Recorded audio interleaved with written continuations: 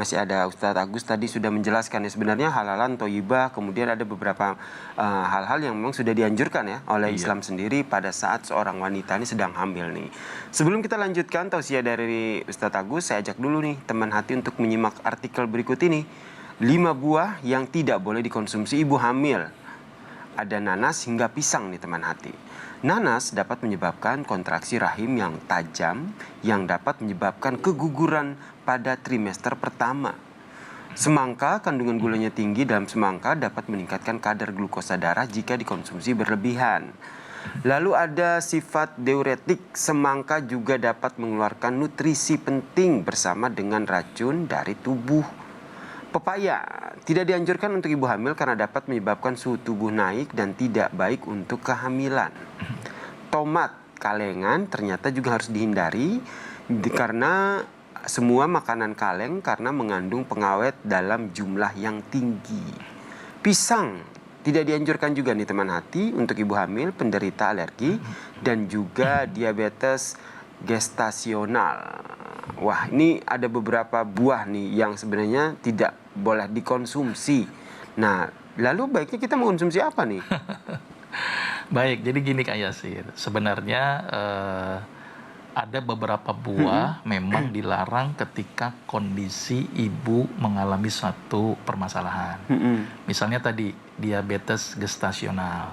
Itu berarti kan kondisi hamil disertai dengan peningkatan kadar gula di dalam darah. Kondisi gula naik, dikasih makan yang manis-manis, tambah naik. Nanti akan menyebabkan si janin tumbuh terlalu besar, sehingga sulit untuk keluar. Ya, jadi itu sebenarnya. Jadi kalau pisangnya sendiri tanpa ada gestasional boleh, ya kan? Pepaya boleh, asal tadi konsep yang ketiga yang Rasul ajarkan, wa kulu wasrobu wala tusrifu, makan dan minum tetapi jangan berlebihan. Jangan makan misalnya pepaya 1 peti. Itu jadi masalah. Aduh, lagi hamil nih pengen banyak makan pepaya. Makanya itu bagi yang menderita penyakit diabetes gestasional tadi. Tapi kalau nggak menderita itu nggak apa-apa ya? Nggak masalah. Yang penting dalam kadar yang wajar, tidak berlebihan, itu ya. Atau kondisi-kondisi wanita hamil yang mengalami hipotensi. Hipotensi atau gula darah tensinya turun atau tekanan darahnya rendah. Nah, hati-hati, ada beberapa makanan yang bersifat diuretik, merangsang pengeluaran cairan. Tadi disebutkan semangka, kemudian belimbing, kemudian seledri. Itu harus diwaspadai kalau dikonsumsi berlebihan, karena dikhawatirkan menyebabkan tensi semakin turun.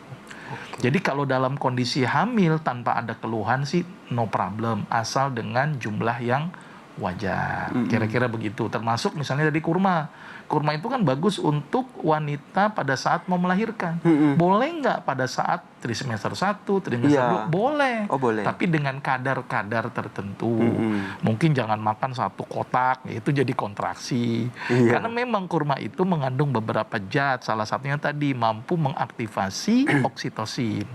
Maka itu sebaiknya kurma itu memang sangat bagus diberikan pada wanita yang mau menjelang melahirkan. Kalau nanas sendiri? Nah, kalau nanas itu kalau jumlahnya tidak terlalu banyak pun juga tidak masalah. Tidak masalah gitu ya. Tadi jangan 1 peti dikonsumsi terus-terusan, pagi makan nanas, siang makan nanas, sore makan nanas.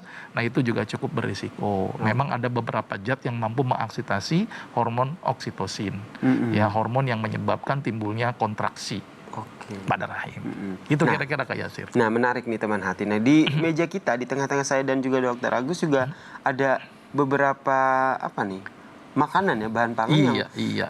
Ini nih boleh atau enggak nih dikonsumsi sama ibu hamil nih? Bisa dijelaskan dong. Baik, ini ada madu ini. Madu. Ya, kita tahu bahwa madu obat ya. Dari perut melebah itu keluar madu yang bermacam-macam warnanya dan ini menjadi obat buat manusia.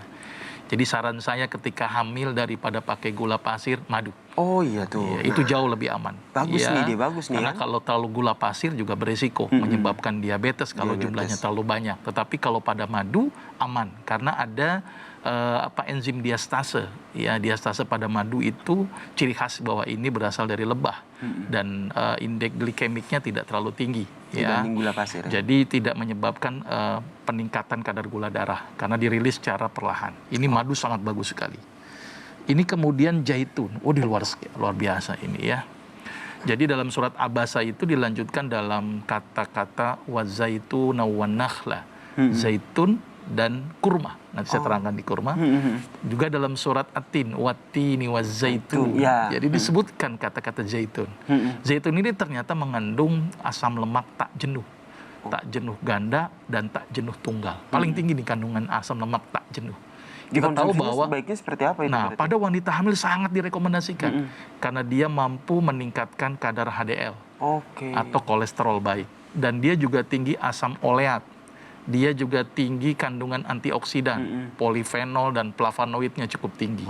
Jadi sangat bagus untuk ibu hamil, apalagi ibu hamil yang berat badannya kurang, B-nya kurang. Saran saya kasih ini minyak zaitun. Minyak zaitun. Bisa Konsumsinya dicampur gimana, dengan Ustaz? salad, ya.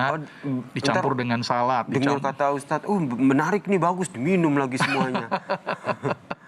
Jadi begitu, atau dicampur dengan sayur-sayuran tertentu, ya. Jadi bisa dengan yang penting jangan berlebihan juga ya. Nah, konsepnya jangan berlebihan, jangan ditenggak sekaligus. Jangan ditengguk nih, mentang-mentang dibilang sama Ustadz Agus bagus. Ya, ini juga bagus nih Kak Yasir. zaitun Ini ya. kurma ini tadi yang saya bilang. Siapa yang Ya. tidak suka kurma?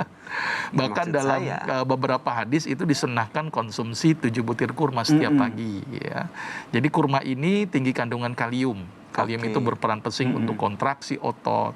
Kalium berperan penting untuk menurunkan tekanan darah. Terus juga tinggi kandungan triptopan. Triptopan ini nanti berperan penting untuk pembentukan neurotransmitter saraf. Jadi bagus nih untuk Banyak memberi banget ya ketenangan. Banyak sekali kandungannya makan ya. kurma ini. Asal jangan kebanyakan ya, apalagi di trimester awal ya. Ya, jadi betul. kalau bisa ya dalam kadar yang wajar ya. Kalau tidak berlebihan insya Allah tidak masalah. Ini kurma ya. Dan yang terakhir. Nah, ini yogurt nih. Yogurt itu boleh nggak sih sama untuk ibu hamil? Boleh, nggak masalah. Yogurt itu malah bagus untuk pencernaan loh. Iya, kan yogurt itu mengandung beberapa bakteri baik ya. Salah satunya bakteri yang membantu proses pencernaan. Ditambah lagi kandungan susu. Kan tadi unsur kalsium penting. Yogurt itu kan terbuat dari susu kan. Dan susu itu sumber kalsium yang paling bagus untuk pembentukan tulang, pembentukan gigi ya. Terus kemudian pertumbuhan bayi. Nah, itu bagus dengan mengonsumsi yogurt. Nah, ini beberapa makanan yang sangat luar biasa ya. Dan ini semuanya ada di dalam Al-Quran dan hadis. Disebutkan kata-kata itu. Jadi tidak perlu dicari-cari lagi sumbernya seperti apa. Karena Al-Quran dan hadis juga sudah menganjurkan kita untuk mengonsumsi makanan-makanan yang seperti yang tadi dijelaskan oleh Ustadz Agus.